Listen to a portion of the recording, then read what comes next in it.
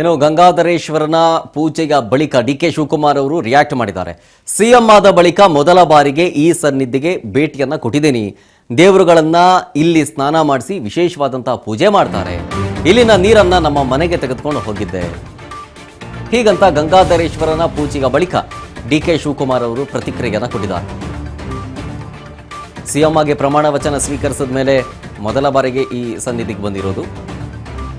ದೇವರುಗಳನ್ನ ಇಲ್ಲಿ ಸ್ನಾನ ಮಾಡಿಸಿ ವಿಶೇಷವಾದಂತಹ ಪೂಜೆ ಕೂಡ ಮಾಡ್ತಾರೆ. ಇಲ್ಲಿನ ನೀರನ್ನ ಈ ಹಿಂದೆ ನಮ್ಮ ಮನೆಗೆ ತೆಗೆದುಕೊಂಡು ಹೋಗಿದ್ದೆ. ಯಾವಾಗಾದರೂ ಅಷ್ಟೇ ಈ ಕೆರೆ ತುಂಬಿ ತುಳುಕ್ತಾ ಇರುತ್ತಂತೆ. ಈ ಜಾಗಕ್ಕೆ ಬಂದ್ರೆ ನನಗೆ ಬಹಳ ಸಂತೋಷ ಸಿಗುತ್ತೆ, ನೆಮ್ಮದಿ ಸಿಗುತ್ತೆ ಅಂತಂದ್ರು ಡಿ.ಕೆ. ಶಿವಕುಮಾರ್ ಅವರು. ಜೊತೆಗೆ ಈ ಭಾಗದಲ್ಲಿ 35 ಕೋಟಿ ರೂಪಾಯಿ ವಿವಿಧ ಕಾಮಗಾರಿಯನ್ನು ಕೂಡ ಕೈಗೊಂಡಿದ್ದೀವಿ ಅಂತ ಅಂದರು. ಯಾವಾಗಲೂ ಈ ಭಾಗದ ಕೆರೆ ತುಂಬಿ ತುಳುಕ್ತಾ ಇರಲಿ ಹೀಗಂತ ಮಲಘಟ್ಟದಲ್ಲಿ ಮುಖ್ಯಮಂತ್ರಿ ಡಿ.ಕೆ. ಶಿವಕುಮಾರ್ ಅವರು ರಿಯಾಕ್ಷನ್ ಕೊಟ್ಟರು.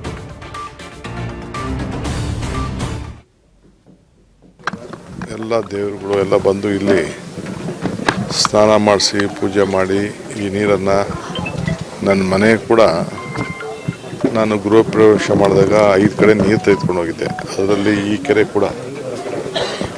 ಕೆರೆ ನೀರು ಕೂಡ ಯಾವಾಗಲೂ ಕೂಡ ತುಂಬಿ ತುಳುಕ್ತಾ ಇರ್ತದೆ. ಮತ್ತು ಎಲ್ಲ ಇದು ಭಾಳ ಪವಿತ್ರವಾದಂಥ ಕ್ಷೇತ್ರ ಇದು. ಸೊ ಭಾಳ ಚೆನ್ನಾಗಿ ನಾನು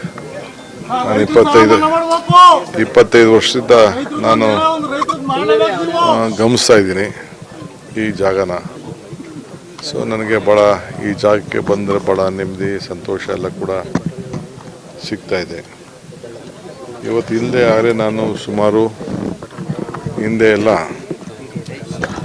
ಈ ಭಾಗದಲ್ಲಿ ಸುಮಾರು ಹೆಚ್ಚು ಕಮ್ಮಿ ಒಂದು 35 ಕೋಟಿ ರೂಪಾಯಿ ವಿವಿಧ ಕಾಮಗಾರಿಗಳನ್ನು ಈಗಾಗಲೇ ತೆಗೆದುಕೊಂಡಿದ್ದೇವೆ.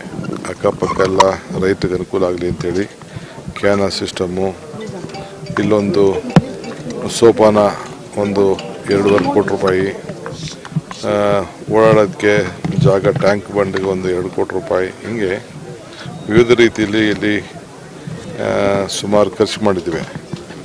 ಗೆಸ್ಟ್ ಹೌಸು ಮತ್ತೊಂದೆಲ್ಲ ಇಲ್ಲಿಂದ ಕೂಡ ನಾವು ಮಾಡ್ಕೊಂಡು ಬಂದಿದ್ದೇವೆ.